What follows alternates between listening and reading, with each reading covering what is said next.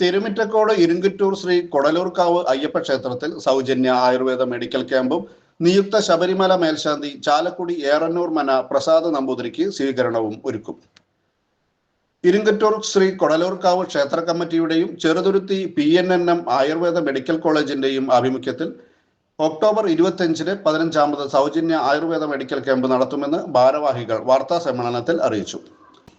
ഇറുമ്പകശ്ശേരി AUP സ്കൂളിൽ രാവിലെ 9-ന് തുടങ്ങുന്ന ക്യാമ്പ് ഉച്ചയ്ക്ക് സമാപിക്കും.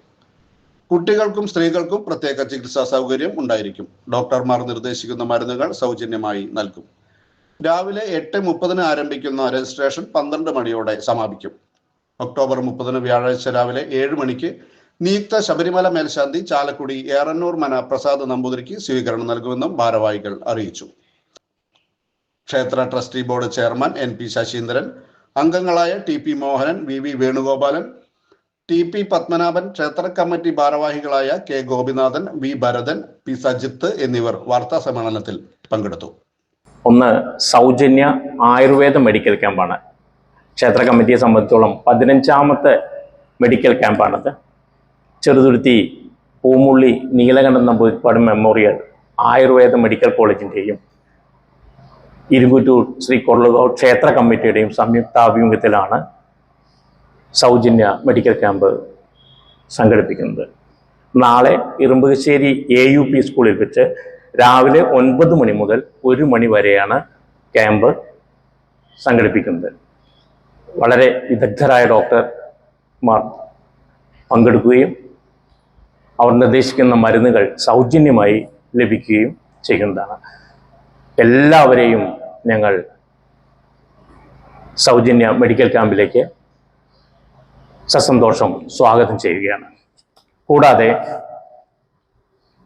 നിയുക്ത ശബരിമല മേൽശാന്തിക്ക് ഒക്ടോബർ 30 വ്യാഴാഴ്ച കാലത്ത് 7 മണിക്ക് ഒരു സ്വീകരണം ക്ഷേത്രത്തിൽ വെച്ച് നൽകുന്നുണ്ട്.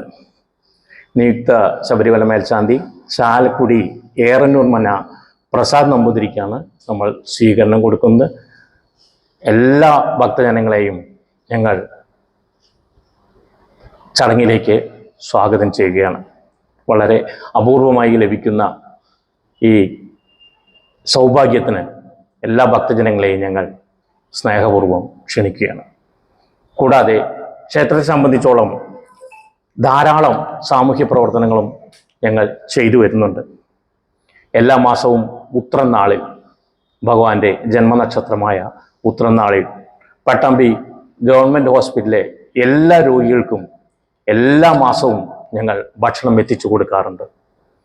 അത് ഏകദേശം ഒരു 10 കൊല്ലത്തോളമായി ഞങ്ങൾ നടത്തി വരുന്നു. ക്ഷേത്രത്തിൽ എന്ത് വിശേഷ ദിവസങ്ങളുണ്ടെങ്കിലും പട്ടാമ്പി ഗവൺമെൻറ് ഹോസ്പിറ്റലിലെ എല്ലാ രോഗികൾക്കും ഞങ്ങൾ ഭക്ഷണം എത്തിച്ചു കൊടുക്കാറുണ്ട്.